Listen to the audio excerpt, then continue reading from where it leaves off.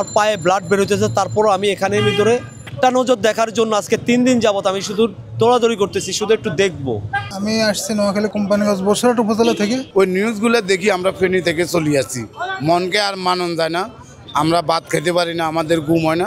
এখানে আসতেছে বিভিন্ন জেলা থেকে, বিভিন্ন থানা থেকে, বিভিন্ন ওয়ার্ড থেকে লোক আসছে শুধু একটু নেত্রীকে দেখবে, একটু হাসি মুখটা দেখার জন্য।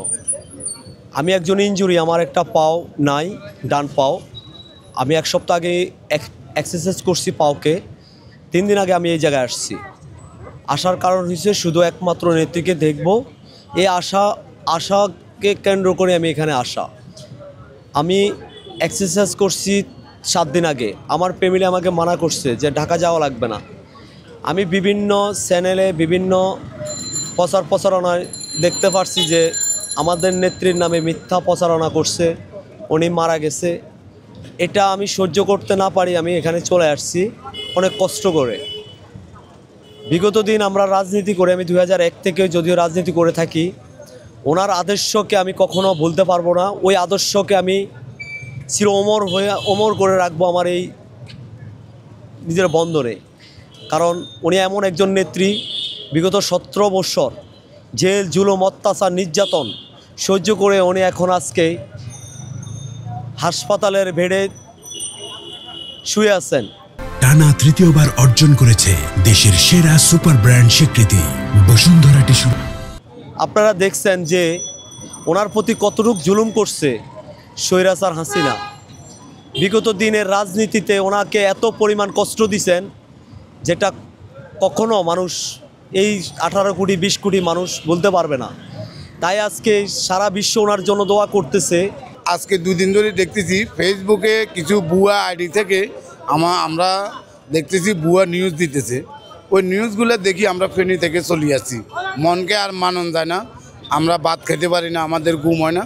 অন্তরকে আমরা জানি আমরা নেত্রীর সাথে আমাদের ওইটুক দেখা করতে পারবো না, অন্তরকে কাছে আসি যে নিজের কানে আমরা শুনি উনি আপসীর নেত্রী, উনি আমার নেত্রী না, শুধু উনি 18 কোটি মানুষের নেত্রী, উনি সারা বাংলাদেশের নেত্রী। আজকে দেখেন এরকম আগামীতে 100 বছরে এরকম একজন প্রধানমন্ত্রী বা এরকম একজন দেশনেত্রী বেগম খালেদা জিয়া আর আসবে না। না, আমরা আসছি তো ওনার কাছে, আমরা তো যাইতে পারবো না।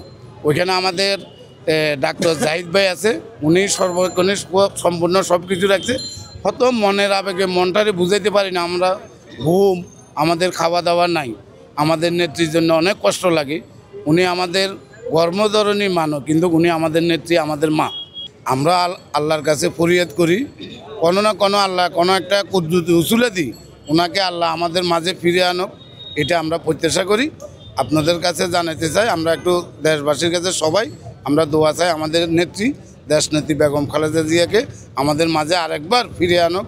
উনি আগামীতে আমাদের দেশের প্রধানমন্ত্রী হবে, এটা আমরা আশা করি। আমি আসছি নোয়াখালী কোম্পানিগঞ্জ বসিরহাট উপজেলা থেকে আসছি। আপনার খালেদা জিয়ার যে মৃত্যু আসলে মারা গেছে কিনা সঠিক জানি না, তারপর এখানে আসছি সরাসরি মানে একটু খোঁজ নিতে আর কি। এখন আসে জানলাম না এখনও উনি সুস্থ আছেন। আর গতকালকে তো আমাদের জামাতের ডাক্তার শফিকুর রহমান উনিও নিজ মুখে বলছে উনি সুস্থ আছেন আর ইনশাল্লাহ সুস্থ হবে, মানুষের মাঝে আবার ফিরে আসবে। তার দেখার উদ্দেশ্যেই আসছি, দেখতে না পারলে মনটাকে একটু শান্তি দিচ্ছি যে আসলে সেখানে তো আমাদের যাওয়ার কোনো এতের নাই, আমরা যেতে পারছি না বাইরে থেকে একটু হাই হতাশ করা ছাড়া।